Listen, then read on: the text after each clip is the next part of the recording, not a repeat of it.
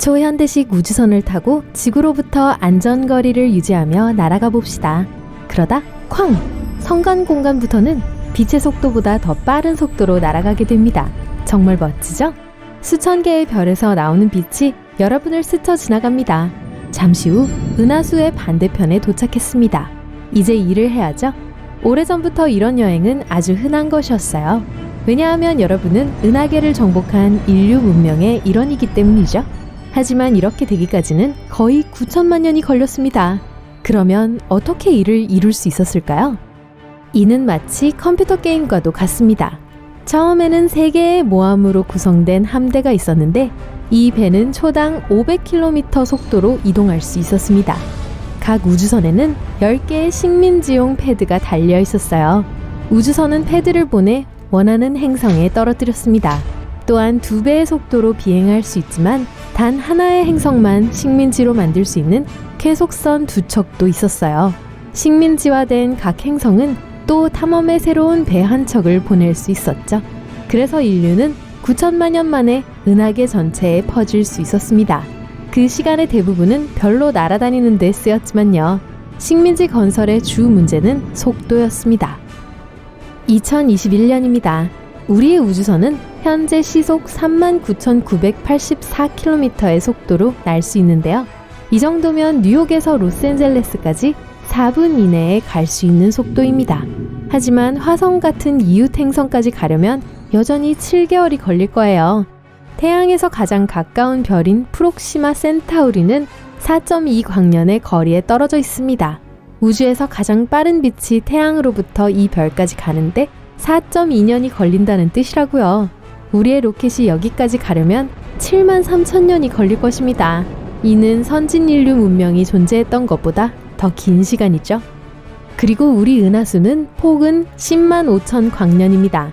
빛의 속도로 날아간다 해도 평생이 걸릴 거예요. 그래서 자연히 인류는 다른 여행 방법을 생각해냈습니다. 미래로 가서 우리가 이 문제를 해결했다고 상상해보죠. 우리는 지구의 방향성 레이저 빔으로 추진하는 미세 탐침으로 속도를 올렸습니다. 하지만 그래도 빛의 속도의 25% 정도밖에 되지 않았죠. 여전히 매우 느린 속도입니다. 문제는 질량을 가진 물체라면 그 어떤 것도 빛의 속도로 이동할 수 없다는 것이죠. 그래서 우리는 알쿠비에르 드라이브 연구로 넘어갔어요. 이 방법은 A에서 B로 이동하는 것이 아니라 두 점 사이의 공간을 압축하는 작업이 들어갑니다. 여기 체크무늬 종이 한 장이 있죠? 목적지까지 3칸을 움직여야 한다고 가정해봅시다. 최대한 빨리 직선으로 움직이는 대신 우주선이 목표 지점까지 도착하도록 정사각형을 접는 거예요. 다시 풀어볼게요. 공간은 원래대로 돌아왔고 우리는 움직이지 않은 채 여행을 마쳤습니다. 알쿠비에르 드라이브의 원리는 이렇습니다. 우주선 앞의 공간을 압축해 꼬리 뒤에서 팽창시키는 거예요.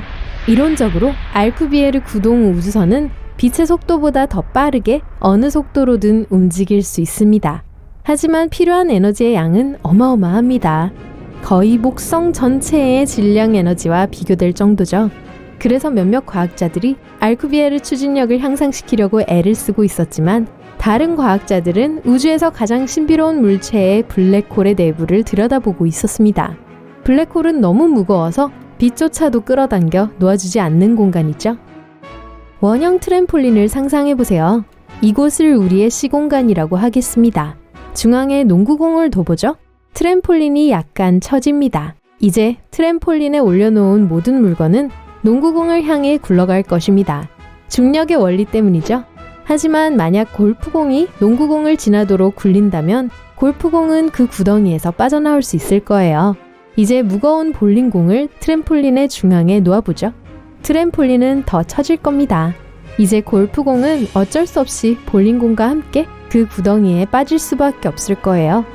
블랙홀은 이런 원리로 작동합니다. 그리고 몇몇 과학자들은 블랙홀의 심장부에 웜홀이 있을지도 모른다고 생각합니다. 우주의 A 지점과 B 지점 사이의 지름길이죠. 다시 종이로 돌아가 볼까요? 앞으로 직진하는 대신 A 지점이 B 지점 바로 위에 오도록 접어보겠습니다. 이제 종이에 구멍을 내고 B 지점으로 이동합니다. 다시 펴면 짜잔! 목적지에 도착했습니다.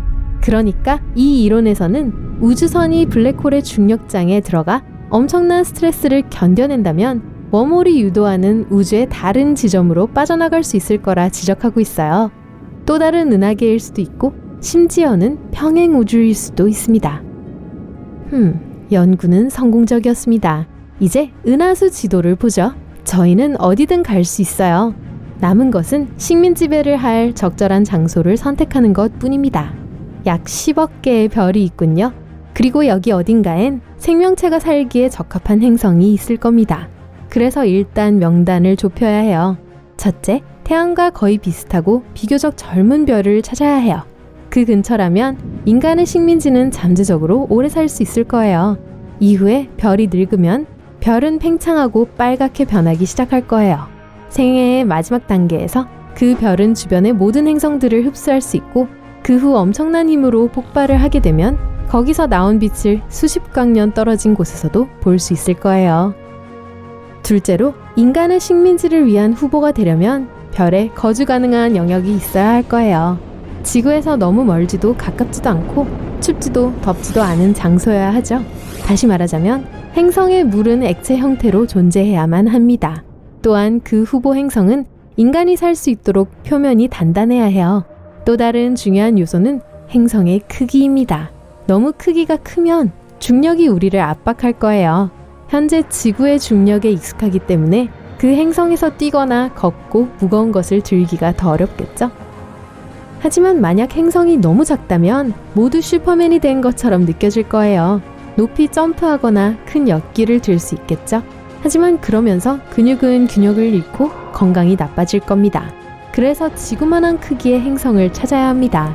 이 조건을 모두 합치면 우리의 매개 변수에 맞는 항성계는 약 10만 개가 남게 됩니다. 그래서 이제 탐험과 식민지화를 시작해야겠죠? 그리고 이곳이 바로 우리의 첫 번째 목표물입니다. 행성의 이름은 새로운 집이라고 지었어요. 빛보다 더 빠른 엔진을 작동시켜 봅니다. 쾅! 도착했네요.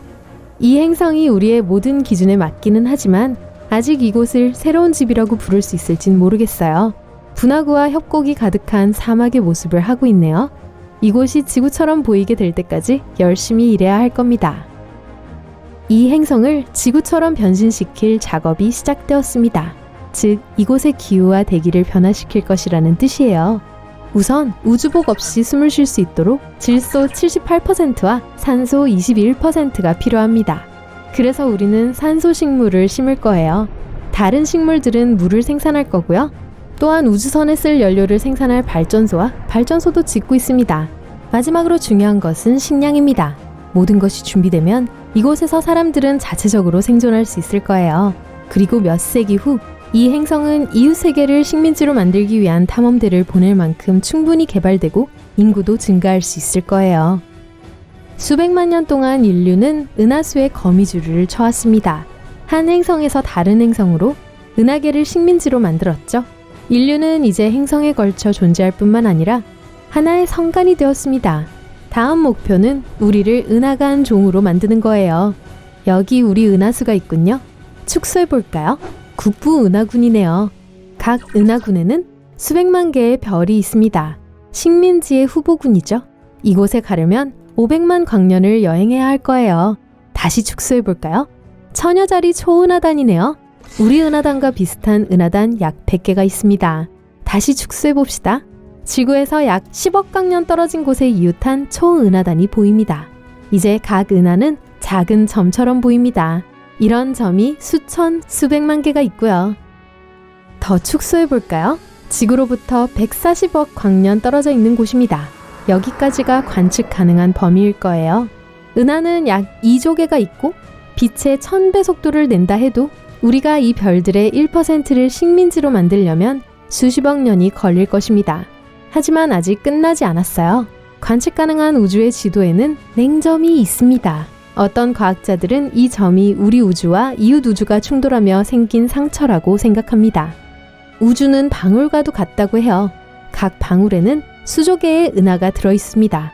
이런 방울이 우리 은하계에 충돌을 하면 그 중력에 의해 우리 우주에서 은하단을 찢어버릴 수 있을 겁니다.